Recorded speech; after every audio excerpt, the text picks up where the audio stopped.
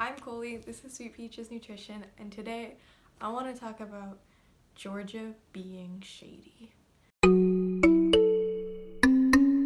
So through this whole pandemic situation, the Georgia Department of Health has been posting numbers every day since we had 2 cases, and then 4 cases, and then exponentially growing up from there. And a couple of weeks ago, they changed their website to make it more user-friendly and make it easier for people to understand. And the way they're displaying the data is trying to purposefully be deceitful, in my opinion. And I want to talk about how you can manipulate data to support any position you want while still using the real numbers. So you're not lying about the numbers, but the way you size your graph or make your graph or show specific things can make it look at first glance very different. And so before we dive into this too much, I want to make sure we all have a little background information so that we're all on the same page. So first off, we need to talk about 14 days and why that is such an important number and why it matters. So the incubation period for COVID-19 is about 2 to 14 days, meaning on day 0 is when you get coughed on and one viral particle enters your nose, and then either 2 to 14 days later is when you start getting symptoms. So the point of infection to showing symptoms where you say, hey, I think I'm sick. And so that's why we have 14-day quarantines. That's why we have a 14-day lag in our reporting of data sometimes, because it can take up to 2 weeks for an infection to show up. And so understanding that possibly for 2 weeks you could be infected, but not knowing you're sick, not knowing to stay inside, you also could be spreading the virus. And so that's why we're seeing about a 14-day lag in our data, meaning that today's numbers doesn't mean that those are the people who were infected today. Those people were infected roughly 2 weeks ago and now are showing symptoms and getting tested. And so that's why that 14-day window is really important, because we're getting outdated information always, because we aren't testing widely enough to know, you'd have to test every person to know the moment they were infected. And so our data that we're seeing is about 2 weeks back, and that's important to understand. 14 days is also important because the federal guidelines for reopening say you need to see a 14-day downward trend in your number of new cases to know that it's safe to reopen, meaning that you're covering that lag time, that you are truly trending downward in your cases, not just having a one-day fluke where you have less reported cases. You need to truly see a trend. So now, a little bit of backstory if you're not from Georgia or didn't hear about some of the things our governor said. So on April 1st, Kemp said in a press conference that he had just found out that asymptomatic people could carry the disease, that you could test positive and not exhibit symptoms, which is clearly an important part of containing the disease, because even if you successfully removed 100% of symptomatic people from society, you still have people who are walking around spreading the disease. So that's a really important piece, and that was known way before April 1st. Then, Georgia has not seen a downward trend in the number of cases. We've had days that have less cases. We have a couple days that have less cases. But just a couple days ago, we had over 1,000 cases reported in a day. So we are not seeing a downward trend. However, Kemp announced that he would begin reopening the economy on April 21st, including opening places like gyms, hair salons, and tattoo shops. where it is very hard to maintain social distance. But that's besides the point. And then our stay-at-home order officially expired on April 30th. And now plans are continuing pushing forward to opening places like malls and other stores. So here's where things get interesting. Kemp claimed that the data supported his decision to reopen the economy. And so that would mean to me that he thought the numbers were decreasing and so it was safe to open the economy, even though that's not the case. And then here's where things get shady, in my opinion. He announced that the Department of Health would be revamping their website to make it more user-friendly and easier to understand. After he made this seemingly false claim that the data supported his decision. When we opened up the new Department of Health website, we found this one graph in particular that I have a big issue with, because when you glance at it, it looks like our numbers are going down, and it looks like our curve is almost at the bottom, it has flattened, it has decreased, and we are doing great, when in fact the number of new cases is not that way. Now I'm going to switch over to screen record view on my computer so I can show you what I'm talking about and we can take a look at this. Because I am trained to look at data with a critical eye. As a scientist, that's what we do. We don't take anything at face value, really. We dive in and say, what are those axes? What are those data points really telling us? Why is it displayed the way it is? And we look for bias to make sure that we're interpreting things correctly, whether the bias is unintentional, like they didn't get a good enough sample size, or maybe a little more intentional, like why did they scale their axis in that way to make their graph look bigger than it actually is. That's the things that as a scientist you're trained to question and look at. But your average person who's just trying to say like, hey, what's going on with these numbers, probably isn't going to take those same precautions because they're going to trust that a government agency like the Department of Health is being honest and is giving out accurate information, and they're going to just glance at something and say, oh, hey, that doesn't look that bad. They're not going to sit there with that same critical eye because that's not their job. That's not what they were trained to do, and you should be able to trust your local government organizations to put out accurate information. Okay, so now let's jump over to screen view where I can show you what I'm talking about. Okay, welcome to my screen. This is the Georgia Department of Health's website. Now, they do provide everything that you need to fully understand the data that they're showing, but you have to hunt for it. So they have this information right here that tells you what the parameters are, like what is a test, what is a confirmed COVID case, things like that. And so this was put at the top of the page, and because they really wanted to highlight testing, they were claiming that they're making sure that enough people can get tested and that more people have access to tests so that it is safer to reopen, which they have substantially upped their testing, but we'll come back to that later. And then they have information by county, so you can see information about your county and how it's spreading, and then cases, specific numbers about each county. And here is the offending graph. So we have COVID cases over time, and just look at this graph. I know I've told you that I don't like it, so I have introduced a bias into your viewing of this graph.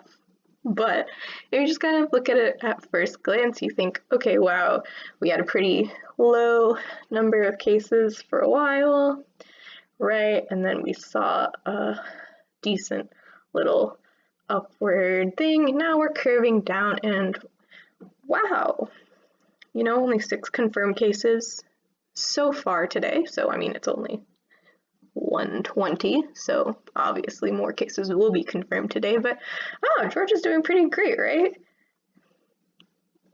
That's what they're trying to portray by this graph, in my opinion, when he said the data supports reopening our state, and then they revamped this website. That's what they're trying to show with this graph, in my opinion.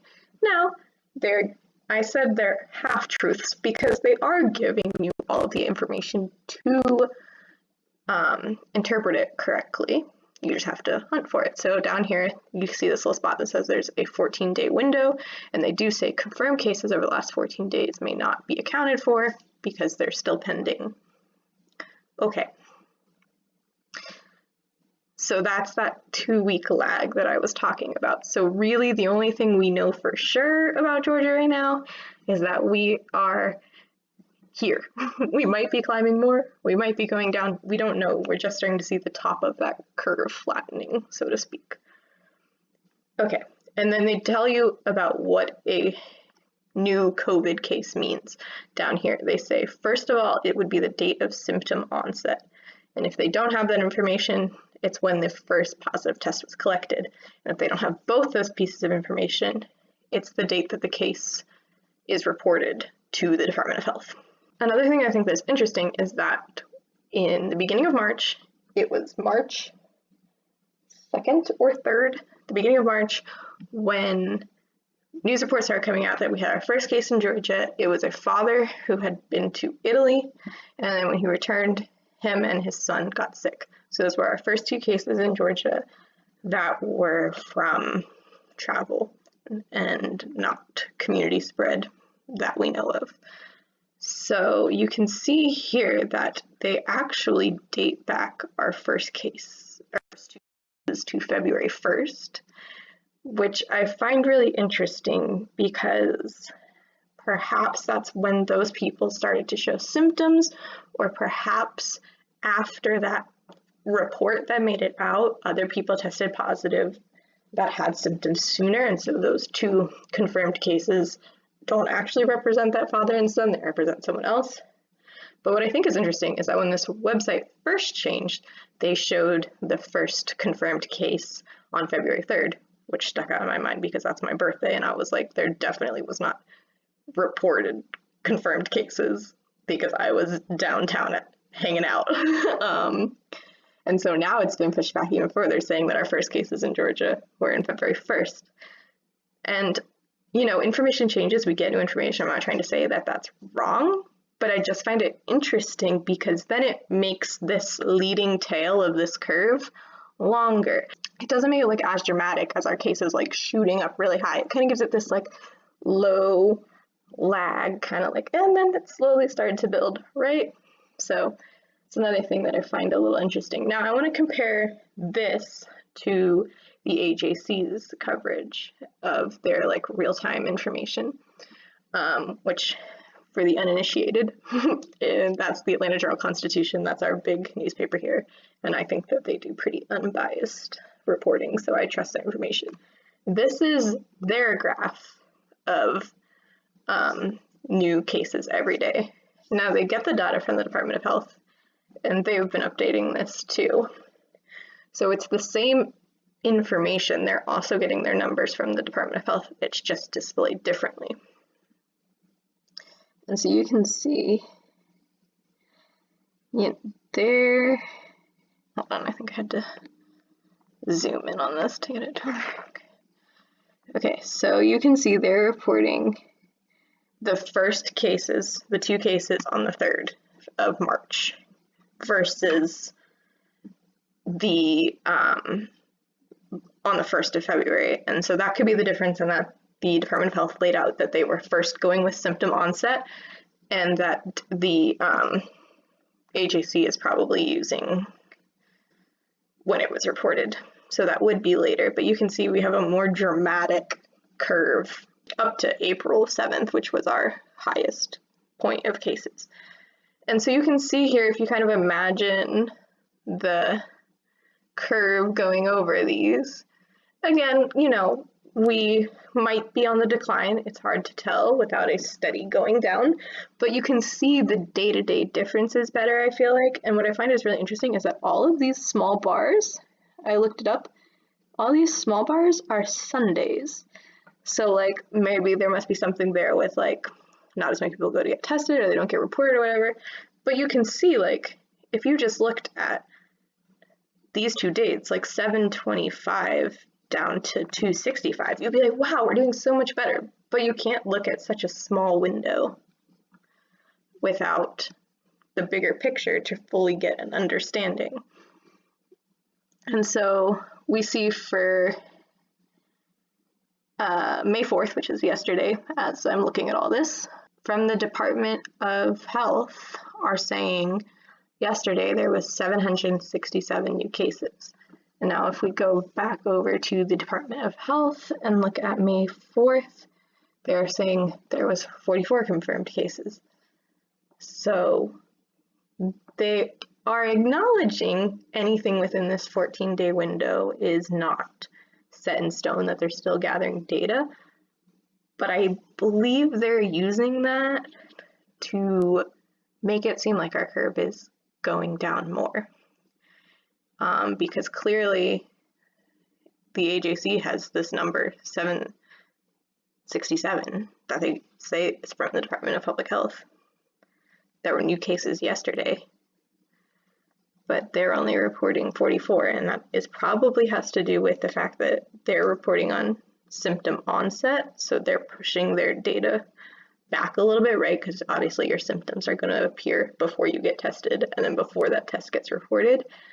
But I just find it a weird way to display the data. And my hunch is that this is the government's way of saying, oh yeah, our decision was supported by the data. Look at this data. And so if you look between these two graphs, they are saying the same thing, as in they are using the same data, they're using the same X and Y axis, although this one is scaled every 100, whereas this one is scaled every 200, but essentially saying the same thing. And you can see how they appear different. I do think that like points are easier to read than a bar graph, but you can see that we can really only look at it from here, April 21st, to get a full representation of what's happening. And if you look at that, it's like, I hope that we are on the beginning of the decline. We definitely have not shown a 14-day decline. But interestingly enough, when you look at this graph, it does look like upon first inspection that we are showing a 14-day decline. So as you can see from the top of that website, another thing that they're really trying to show is that they're doing sufficient testing, because that's another key component of opening up your economy. So they didn't used to report on total tests, but now that's big and center at the top of the page, how many tests they've done. And actually that information allows us to do an interesting calculation that's called the test positivity rate, or how many people are testing positive of the total number of people tested. So got my handy dandy calculator, and so they're reporting as of the time of filming this video that there are 29,560 confirmed COVID cases, and that they have done 200,814 COVID tests, meaning that we, the state of Georgia, have a 14.7% test positivity rate, meaning that of all the people who are tested, about 14.7% are coming back positive. Now, that is very different than the rate of people who are testing positive in the population. That would be 29560 divided by the entire population of Georgia, which I looked up last night, and it was like 10.6 million, so 10.64.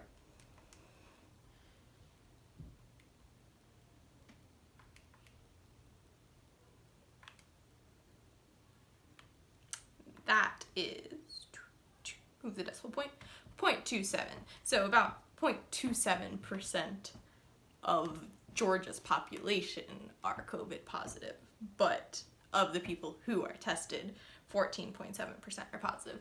And so it's an interesting metric because the US was roughly at a 20% test positivity rate, meaning that we were really only testing the sickest of the sick, that 20% of the people taking tests were coming back positive, versus places that have been handling this a little differently, like South Korea and New Zealand, that have a test positivity rate more of like 2%. And so the idea of this goes back to the asymptomatic people. You have to cast your testing net wide enough so that you're catching a lot of negative people and the occasional asymptomatic positive person, as well as getting the people who are truly sick a positive test result. And so we as in Georgia, still needs to really up their testing, because while it is going down, when I was preliminarily looking at this data the other day, we were at a 16% rate, and now we're at 14%. So we are testing more people, which is really important, and I'm glad that they are opening up testing. But we're still not testing enough to truly know who is sick and who is not, to reopen safely without a bunch of more asymptomatic people going out and infecting people without realizing.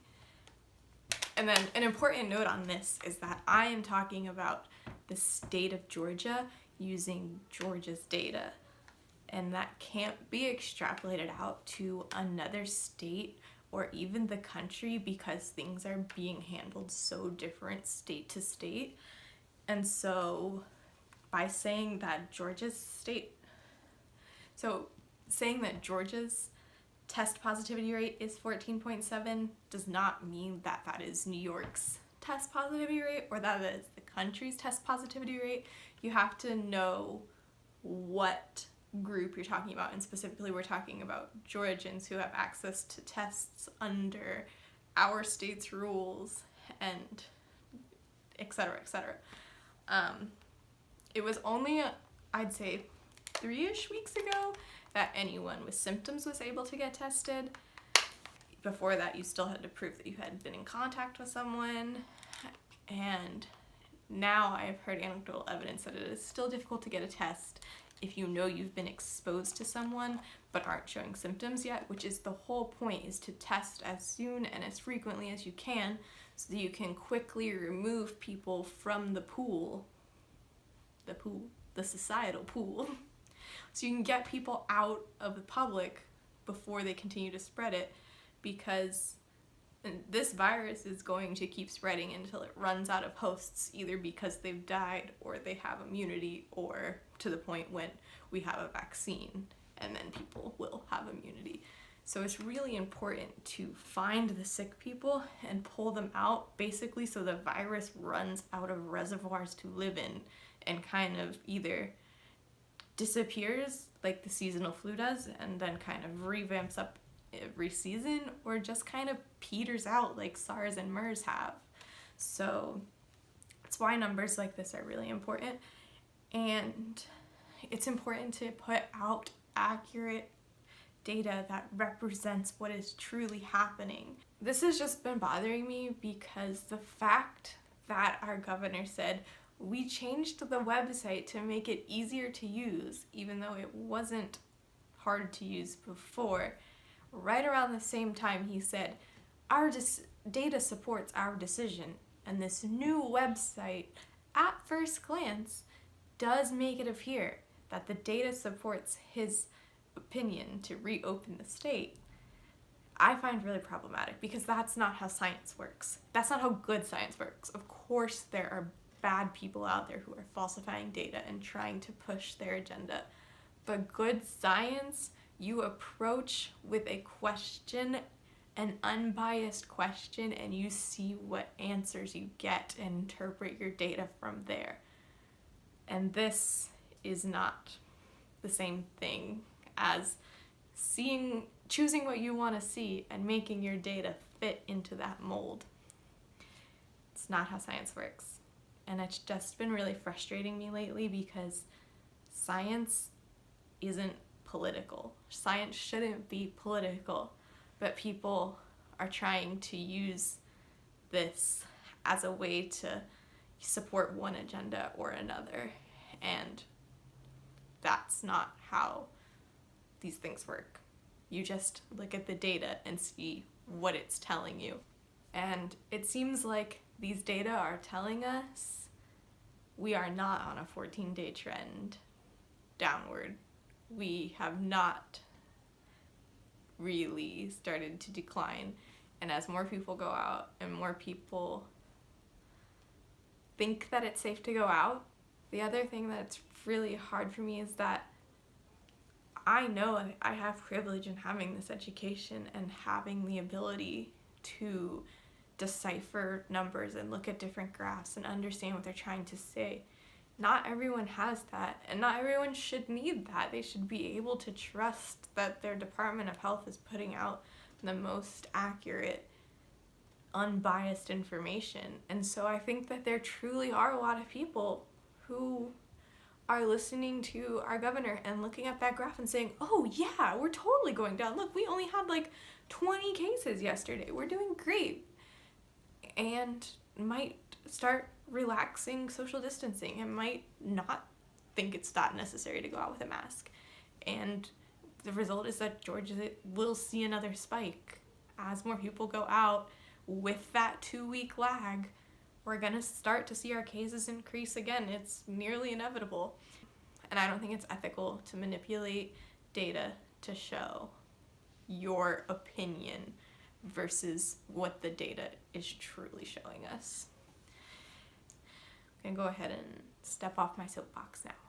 But it's just something to think about. I want everyone to be critical of what they hear and question it. If something sounds weird, question it. Look at more than one source. See what different sources are posting. And know that we're gonna get through this eventually. We're gonna be allowed to go outside again someday. I know it. I hope. I'm ready to go outside. But this is our best bet until we have a vaccine, is to stay inside, stay away from each other, and give the virus nowhere else to go. Because when it has nowhere else to go, it will die out without hosts. So that's my 2 cents. Georgia's being shady. I'm mad they're manipulating science and that they don't believe in science when this is not just gonna go away. You can't just brush this under the rug, and because of whatever their political motivations are, lives are gonna be lost, and I just don't think that's fair. Because while our techniques might seem a little archaic and low-tech, staying inside and staying away from other people really is our best option right now. So stay safe out there, friends. Let me know what you think in the comments below. I'd be curious to hear your opinions. Maybe I'm just totally overanalyzing this. Thanks so much for watching. If you'd like, you can subscribe to my channel below, and I will see you in the next video. Bye!